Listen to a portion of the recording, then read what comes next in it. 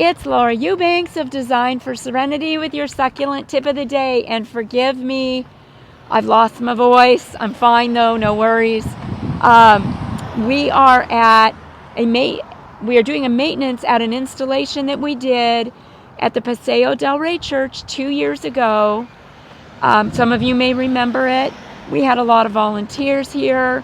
We spent the day. It was lots of fun. We put in this dry stream bed, and many of these plants were donated by church members and by Tom Jesh from Waterwise Botanicals.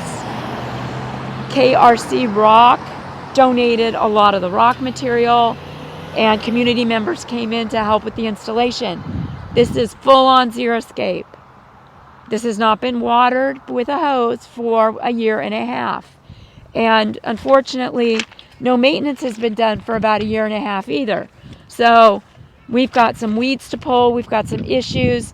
I thought it would be the perfect time to take you through and show you how we handle some of the typical things that come up in a maintenance.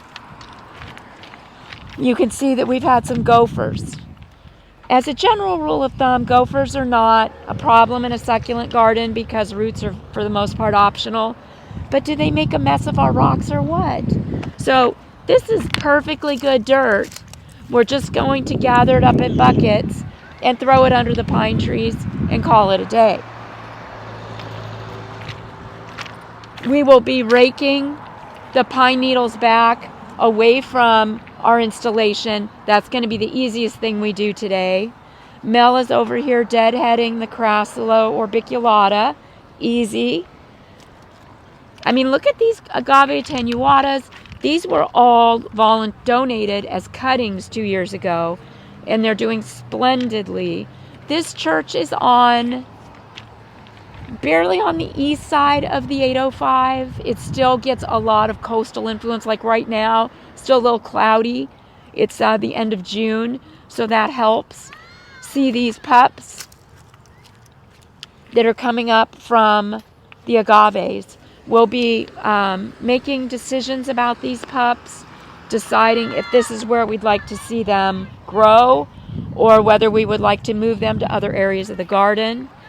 I'll also be treating with a ortho home defense today to ward off any aloe mite or snout weevil. Very happy portulacarias. You can see how beautifully they're growing. I talk about this as one of my favorite ground covers. You can see why. We've got some trees coming up. Oh yeah, we lost one plant, one aloe. So I brought an agave colorata to replace it.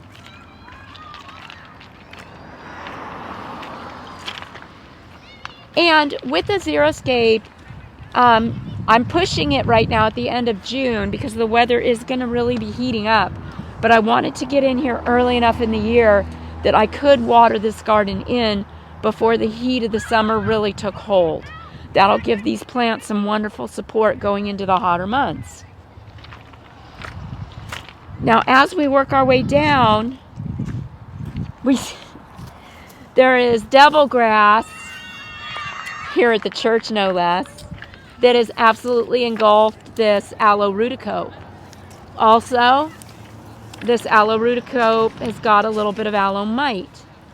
It has been my experience that when the aloe mite attacks the bloom and not the plant, oftentimes we can save the plant by just removing the bloom. But as we get in here and get after these weeds, we'll determine if the aloe mite is spread to the plant itself. So, what do?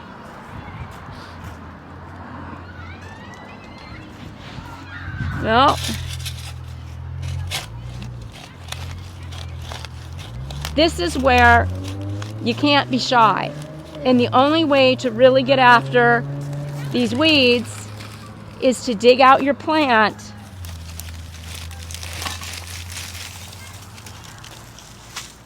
remove all the weeds, and then reset the plant. So, it's really not hard if you'll just be brave And you can see, you know, there are still roots attached to this plant. So setting it back in the hole is not going to be that big of a deal. It should be just fine.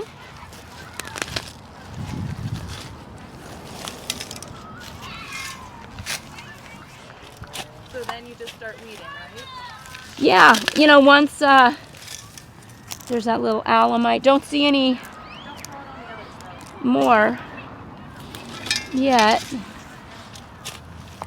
Wow, this is a really big stand of Rutacope.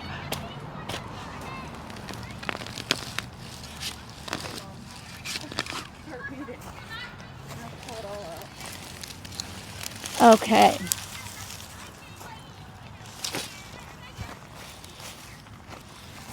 All right. One more little stand.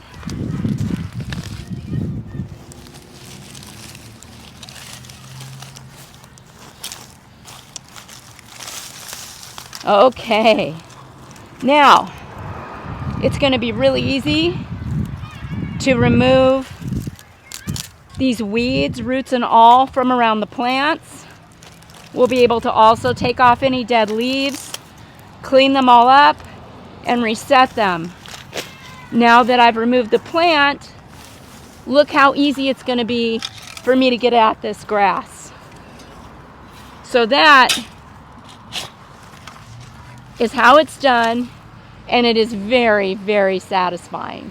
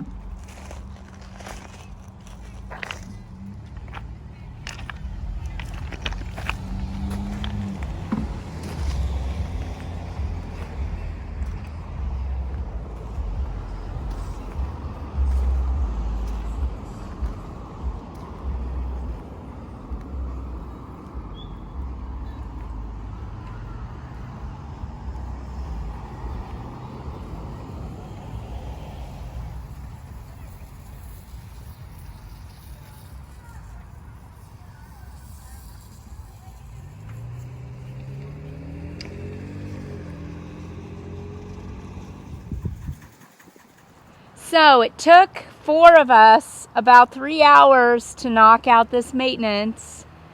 Amy did such an amazing job of establishing the plants with water 2 years ago when they were first installed, because we did this in the summer.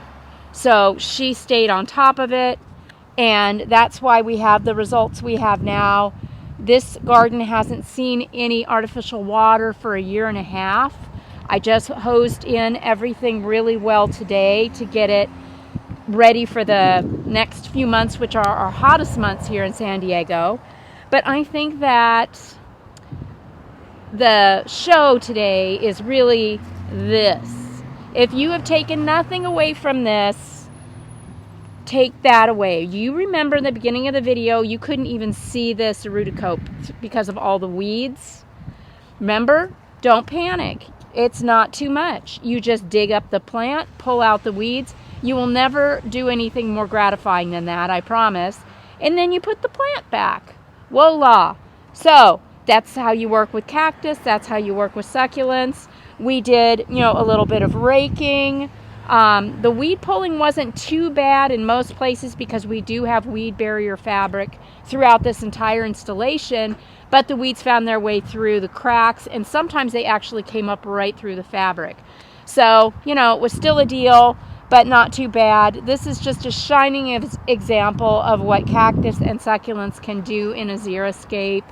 I've so enjoyed sharing this experience with you. I did not cut back the Portulacaria afra variegata at all, but I also didn't apply much water to them. because I'm pretty happy with the way they look right now. So there's no need to overdo it with the water and create more growth. The plants that I want to see get bigger, I watered more. The ones that I like the way they look, I watered less. So that's kind of how that works. Well, reporting for Team DFS for Amy, Mel, Hannah, and I here in Chula Vista with your 2-year-old succulent Xeriscape. This has been your succulent tip of the day. Bye, guys.